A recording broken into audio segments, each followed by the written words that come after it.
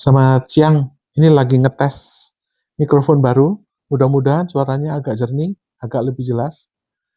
Kita lanjutkan mengenai pembahasan eh, manuver Prabowo dalam membuat penerbitan Perpres untuk ekspor sumber daya alam, sawit dan batu bara melalui konsorsium BUMN. Dampak yang langsung terjadi adalah harga sawit langsung turun, berarti ada penolakan dari pasar. Artinya pasar ini tidak pro dengan kebijakan pemerintah ini. Artinya dia tidak ingin pasar ekspor sawit ini yang udah bebas itu diintervensi atau dipajakin atau ditarif oleh pemerintah. Jadi apakah dampaknya positif? Ya negatif. Artinya pasar itu tidak ingin diintervensi atau ditarif oleh pemerintah Indonesia. Nah, dampaknya apa? Ya dampaknya sementara tarif pemerintah ini tidak efektif, artinya ya pasar ini akan membeli batu bara dari negara lain atau membeli sawit dari Malaysia. Itu efeknya yang secara jangka pendek. Kedua adalah IHSG langsung merah. Begitu pidato Presiden Prabowo 2 hari ini, kemarin sebelumnya adalah mengenai wacana untuk pembentukan badan ekspor sawit dan batu bara ini, tanggal 19 dan tanggal 20, itu langsung merah, indeks harga saham langsung merah. Perusahaan-perusahaan sawit dan batu bara yang menjadi andalan perusahaan-perusahaan di Bursa Efek Jakarta langsung ambruk. Artinya ya asing itu tidak berkeinginan untuk membeli saham mereka. Kenapa?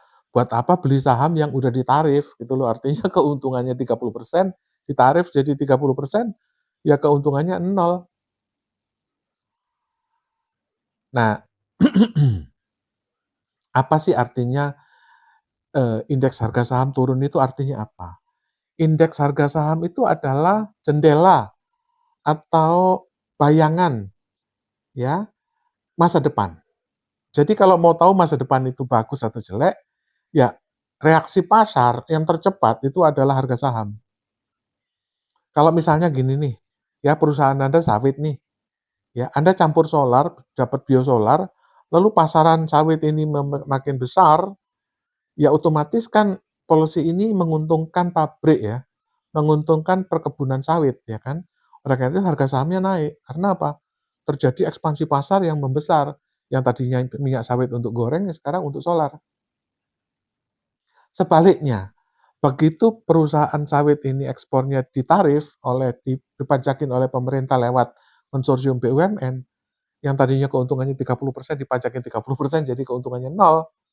Reaksi pasar itu yang langsung dia check out keluar dari saham perusahaan sawit.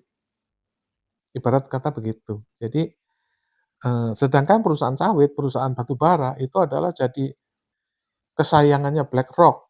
Artinya investor asing itu yang seperti Morgan Stanley, BlackRock, ya, JP Morgan, itu perhatiannya adalah kepada perusahaan-perusahaan batu bara dan sawit. Itu udah jadi pengetahuan umum seperti Adaro, ya, perusahaan John Lim atau Andi Samsudin itu diincar oleh investor kakap BlackRock dan JP Morgan. Dengan adanya penurunan terjun bebasnya harga saham itu ya perusahaan-perusahaan John Lim, perusahaan Andi Samsudin yang bikin sawit 2 juta hektar di Papua itu akan ditinggalkan oleh asing. Itu dampak langsungnya. Nah, apakah policy kebijakan pemerintah ini merugikan? Kita belum tahu. Ya, ini baru tahap awal yang baru kemarin dilakukan. Untuk memberlakukan sebuah perpres pun nggak bisa besok, ya, dibutuhkan juknis, juklak, dan koordinasi para pihak.